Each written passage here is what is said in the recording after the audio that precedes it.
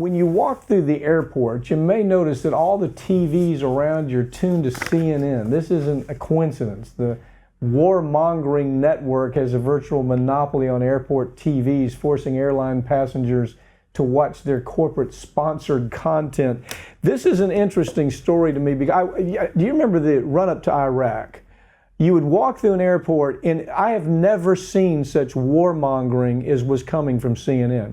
Remember the big maps they had on the floor, and Wolf Blitzer would walk around, and we're sending in our troops here, and we're sending in reporters. It was like they couldn't wait to get to war. And so everybody walking through an airport thought, oh my God, Iraq, they're responsible for 9/11. Saddam Hussein, he's at the heart of all this. CNN, along with the other cable, sold that story, right? They did, and what's interesting too, and CNN is still 100% this way, and we'll get to that in a moment, but CNN sold that war to the American people. They did it more than Fox, they did it more than MSNBC, they did it more than New York Times even. They were the ones who convinced the American public, as you just said, that Saddam Hussein was somehow involved with those plane hijackings, 9/11, this guy was linked to it. They did everything they could to sell this, and now, just like back then, you're going to walk through an airport and all you're going to see on the TVs is CNN, and it's because that they've worked out this deal, these contracts, to be the only network that can be shown in the hallways or in the waiting areas at the gates at airports. So you have no choice. Well, it wasn't just the reason this is such an important story to me. It wasn't just Iraq. It was Syria. The next thing, we got to go to Syria. They go all the way back to Iran.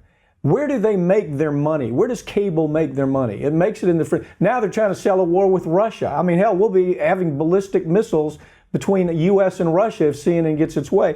So here's my point about this. If you look at trends, you've done so many stories on trends with cable to begin with. Your theory is that cable is almost RIP. It's almost RIP cable. I mean, so rest in peace cable. Where do you see this kind of story fitting into where things are going? I mean, we should be able to walk through an airport and not be confronted with this. I think so. I think there's absolutely no reason to have a network like CNN when you're traveling.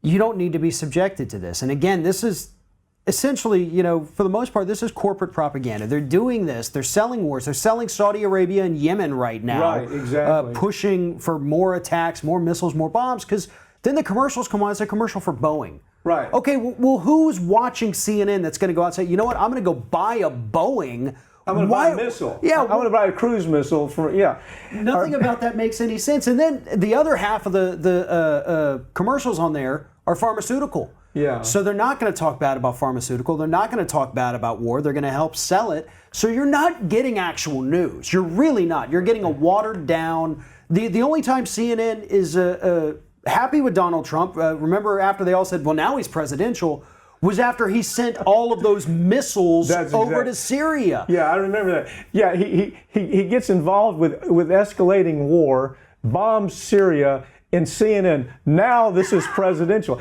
I mean, you got to wonder who in the hell are the people making these decisions behind. But here's the point. Look, if I'm making this argument, I'm saying this.